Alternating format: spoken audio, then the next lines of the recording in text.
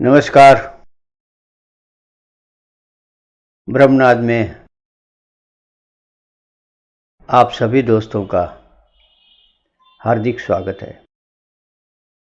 दोस्तों, नए साल में ये हमारा पहला ही अंक है और नए साल की हम आप सभी को शुभकामनाएं देते हैं। दोस्तों, ब्रह्मनाद चैनल एक तरह से राष्ट्रीय जागरण अभियान का हिस्सा है।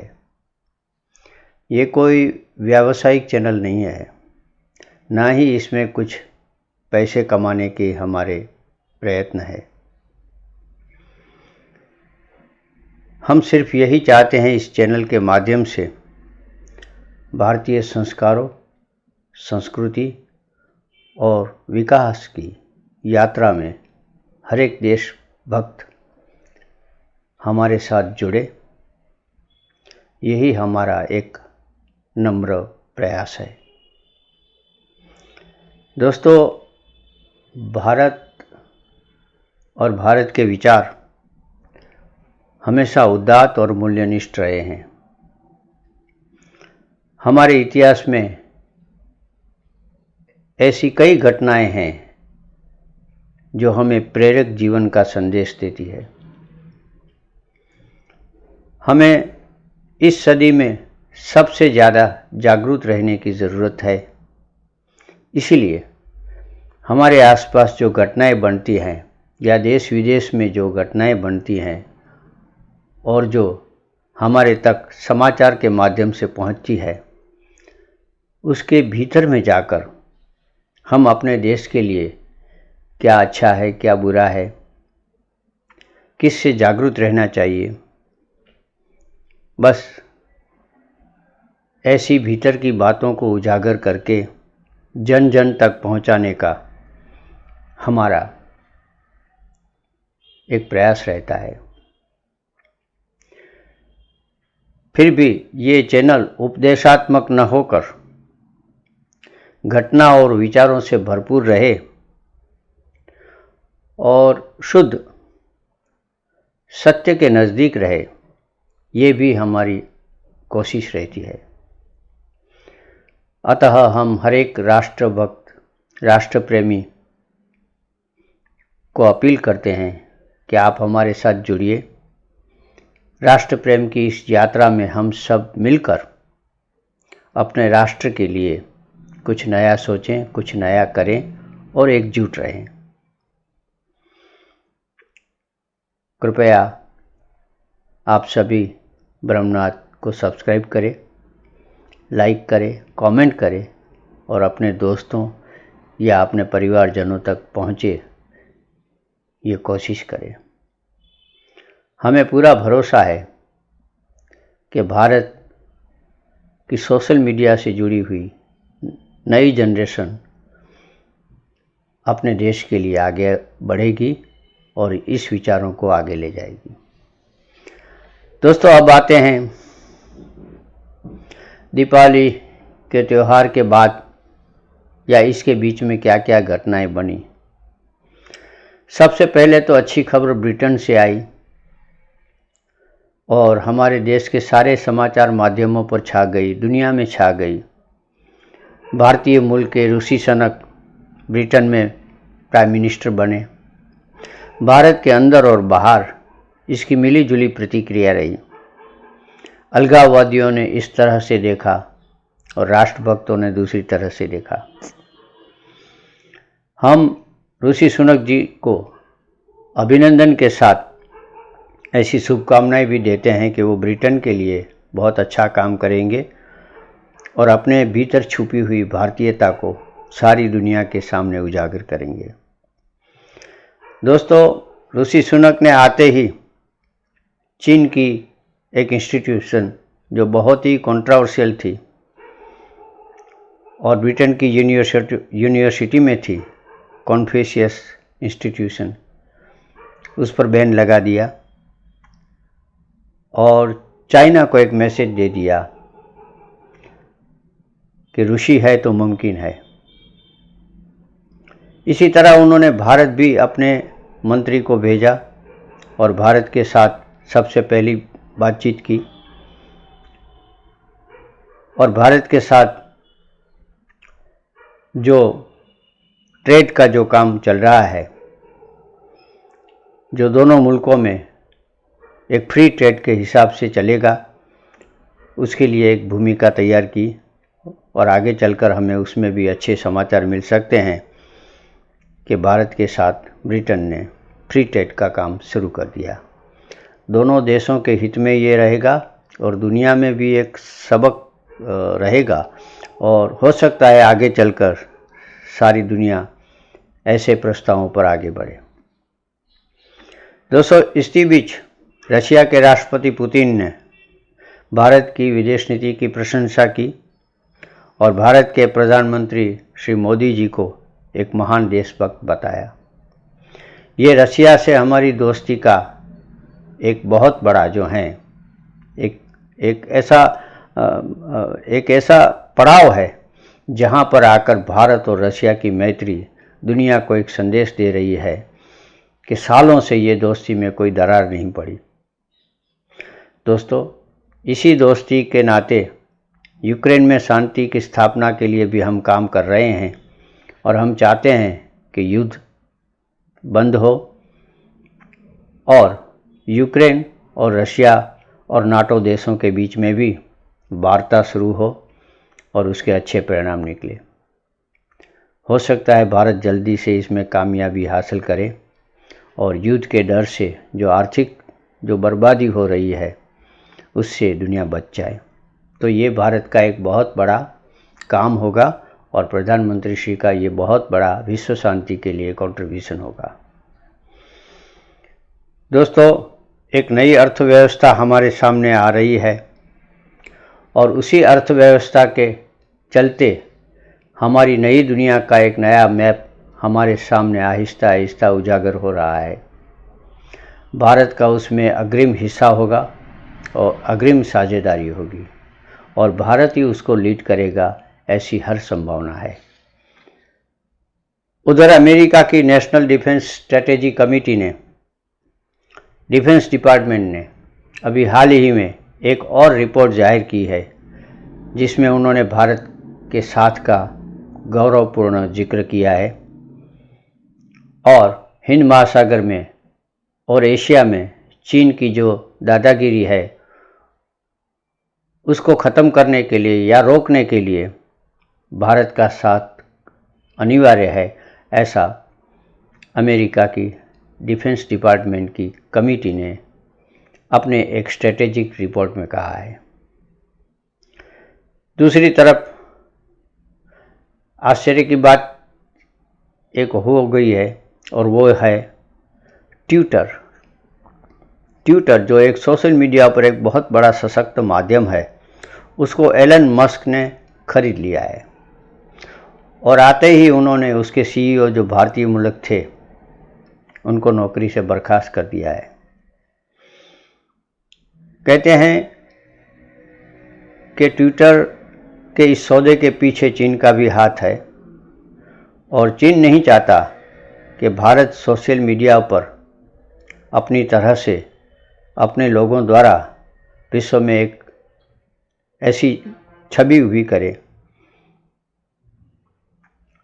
जिससे भारत का स्थान और भी मजबूत हो।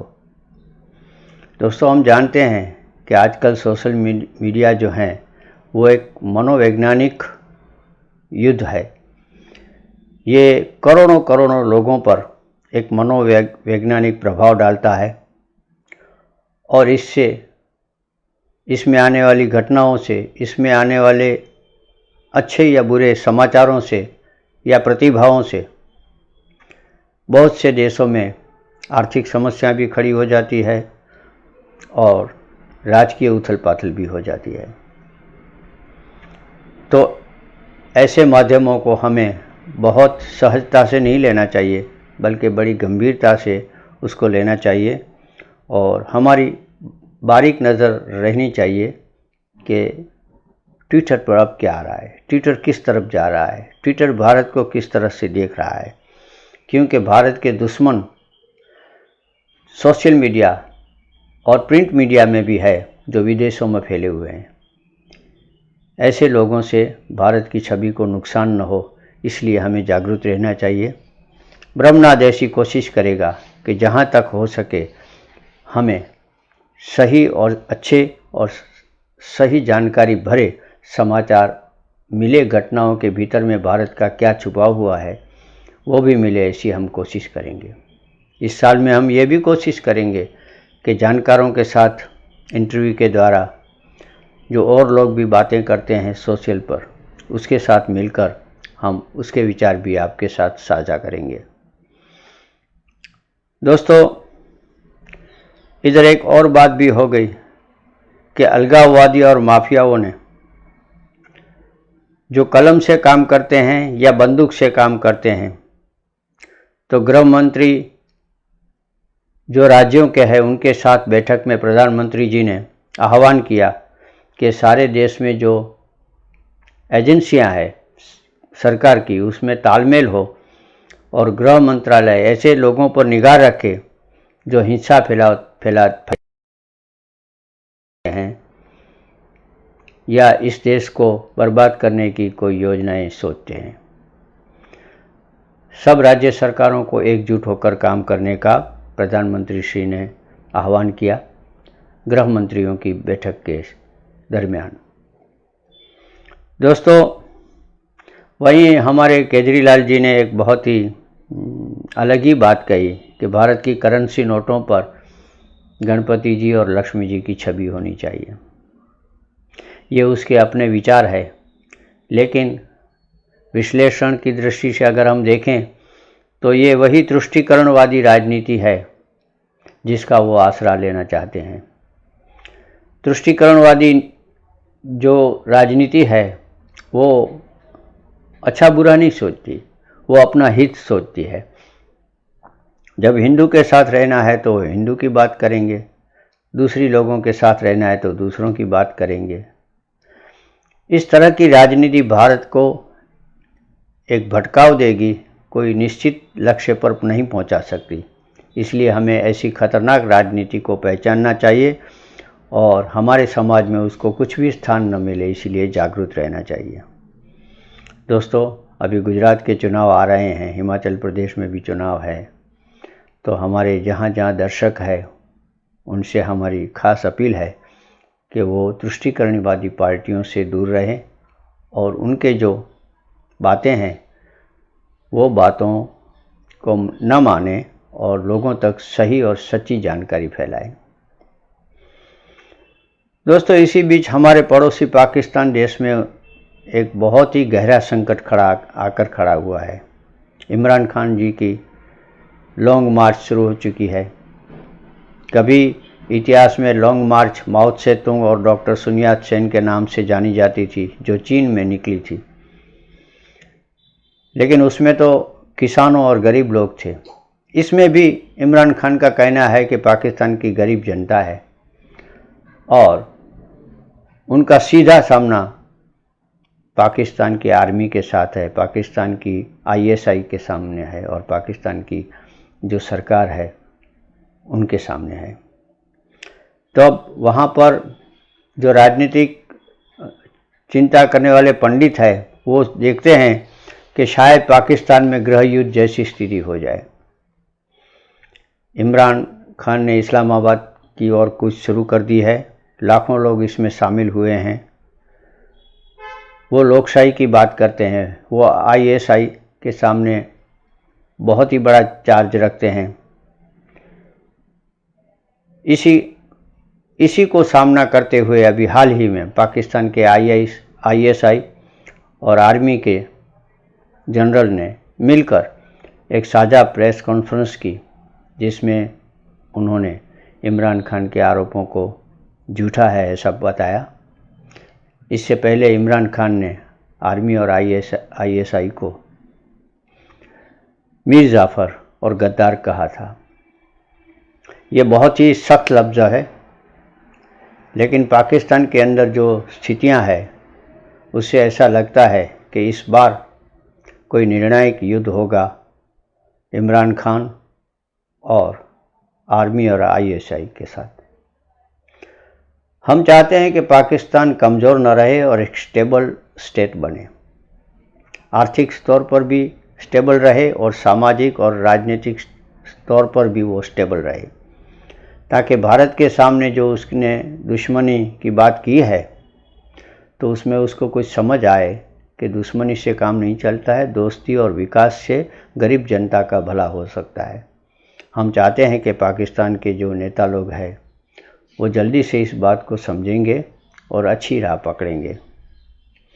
इधर केंद्रीय मंत्री किरण रिजिजू जी ने एक ऐसी बात कही, उन्होंने एक विस्फोटक बात कही कि जब कश्मीर के राजा हरि सिंह भारत में कश्मीर का विलय को लेकर प्रस्ताव लेकर आए दिल्ली,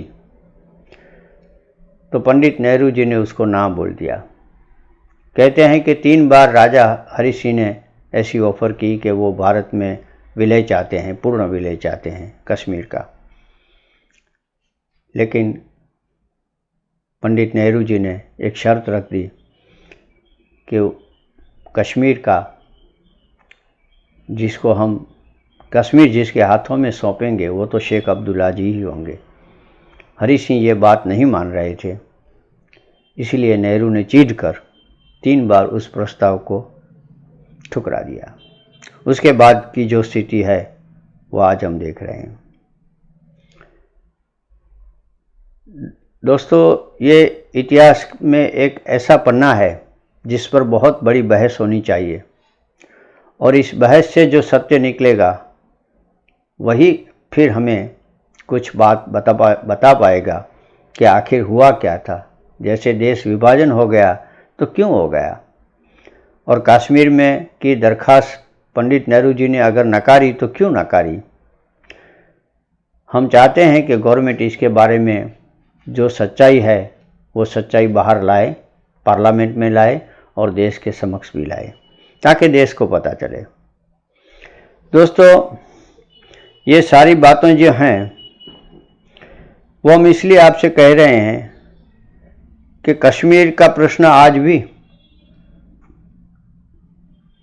अब तक जब तक 370 की कलम को नाबूद नहीं किया गया था तब तक अलगाववादियों को हमेशा सपोर्ट देता रहा और वहाँ हिंसा फैलाई गई, और आज भी हिंसा चलती रहती है और हमारी सरकार और हमारे जो सैन्य बल है वो उससे जूझते रहते हैं, टारगेट किलिंग होती रहती है। अब ये हमें सब भुगतना पड़ा पंडित नेहरू जी की भूल के कारण या उसकी कुछ ईगो के कारण, पता नहीं। लेकिन एक बात और भी है कि डिस्कवरी ऑफ इंडिया में पंडित नेहरू जी ने 1857 में जो विद्रोह हुआ था अंग्रेज़ों के सामने, उसको सैनिक विद्रोह बताया है, वो आज़ादी का आंदोलन नहीं बताया है। इससे उनकी मानसिकता और उसकी छवि जो है वो हम देख पाते हैं तो वो नकारात्मक हो जाती है। दोस्तों, इसका मतलब ये है कि जब उन्होंने आंदोलन शुरू किया वही भारत का पहला स्वातंत्र्य आंदोलन था, ऐसा शायद वो इतिहास में नोट करना चाहते हैं। लेकिन हर एक के प्रयत्नों से भारत आज़ाद हुआ है। जयशंकर जी की विदेश नीति 4 चांद लगा रही है। अभी हाल ही में मुंबई में UN सिक्योरिटी काउंसिल की बैठक में उन्होंने आतंकवाद को सारी मानवता के विरुद्ध एक अपराध बताया है और सबको मिलकर आतंकवाद का सामना करने की अपील की है। ये भी कहा है कि अभी 26/11 जो मुंबई में हमला हुआ था आतंकवादी, उसके आरोपी अभी भी पाकिस्तान में घूम रहे हैं और आज़ादी से अपना जीवन यापन कर रहे हैं। जब तक वो पकड़े नहीं जाएंगे, जब तक उनको सज़ा नहीं मिलेगी, तब तक न्याय की बात नहीं हो सकती है। तो दोस्तों, आज तो इतना ही, लेकिन चलते चलते हम हमेशा की तरह आपको वंदे मातरम में आज दिखाएंगे छठ का उत्सव। छठ का उत्सव जो हमारे भारतीय परंपरा का एक अद्भुत उत्सव है। ये उत्सव ऐसा है कि भारत की आन बान और शान जो है उसमें व्यक्त हो रही है। छठ के मौके पर सारा उत्तर पूर्वीय राज्यों के लोग छठ का उत्सव मनाते हैं और कार्तिक शुक्ल षष्ठी के दिन से ये उत्सव आरंभ होता है। मैथिली और भोजपुरी में लोकगीतों की धूम रहती है। नदी में स्नान होता है, सूर्य यष्टि होती है, छठी मैया का पूजन होता है और धूम मचती रहती है। छठी माई माई बनके पानी हमरा साथे बानी परदेसवा के देश नियन लागे नीक लागस बनी के कहरिया दौरा घाटी पहुँचा बहंगी लचकत जा दौरा घाटी पहुँचा।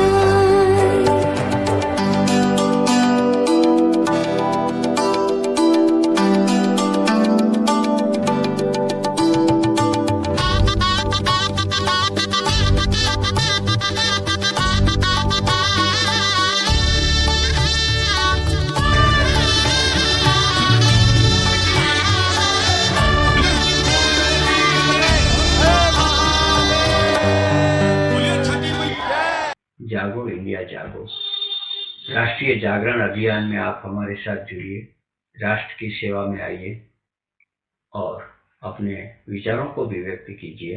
हम सब मिलकर भारत को एक नई सदी में एक नए जोश के साथ आगे बढ़ाएं, बस यही प्रार्थना है। हमें लाइक करें, सब्सक्राइब करें और अपने दोस्तों तक ब्रह्मनाथ को पहुंचाएं। फिर से आपको अपील है। धन्यवाद। जय हिंद।